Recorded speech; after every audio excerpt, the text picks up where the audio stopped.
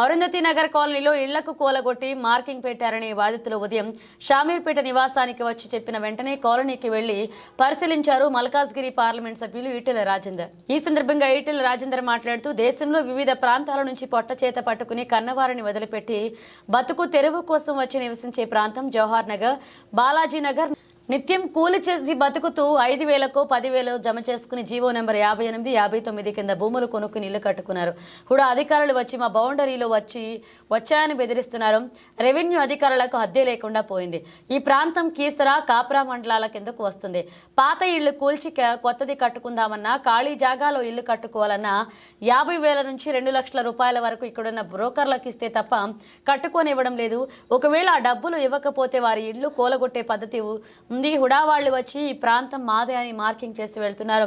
Revenue వారు సోమవారం వచ్చి ఒక 100 ఇళ్లైనా కూలగొడతామని బెదిరిస్తున్నారట. వాళ్ళు మూర్ఖులు, దుర్మార్గులు, పేదల రక్తం తాగుతున్నారు. ప్రభుత్వం ఏం చేస్తుంది, ఎందుకు ఉంది? కలెక్టర్తో 100 సార్లు మాట్లాడాను. ఈ బాలాజీ నగర్ నేను పుట్టక ముందు వచ్చింది. ఇక్కడికి వచ్చి ప్రజల సమస్యలు పరిష్కరించమని చెప్పడం జరిగింది. అయినా వారు నిమ్మకి నీరెత్తినట్లుగా ప్రజల బతుకులు మనకు పట్టనట్లుగా ఉన్నారు. ఈ విషయం గురించి రెవెన్యూ మంత్రితో కూడా చర్చించే ప్రయత్నం చేస్తా.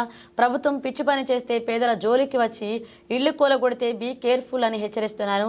సోమవారం వచ్చి ఇల్లు కూలగొడతా అంటే మీ సంగతి ఏందో చెప్పడానికి నేను ఇక్కడే ఉంటా అంటూ హెచ్చరించారు. సిటీలో పనిచేసే లేబర్ అంతా ఇక్కడ బట్టల దందా కూడా చేసుకుంటారు. 500 కుటుంబాలు ఉంటాయి సార్ దగ్గర. मकान बने आप लोगों को?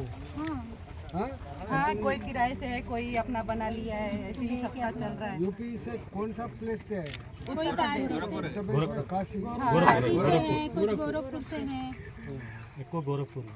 सब योगी ఇది మొత్తం అంటే ఐఏవై స్కీమ్ కింద ఇచ్చినాయి సార్. ఇది ఐఏవై స్కీమ్ ఇందిరాగాంధీ ఆవాస్ కింద ఇది అలాట్ చేసేది సార్. కుటుంబ నియంత్రణ చేసుకున్న వాళ్ళకి 100 గజాలకు ఇల్లు కట్టిస్తానికి ఇది కూడా ఇచ్చారు సార్. ఇది మన కట్టడానికి ఫండ్ కూడా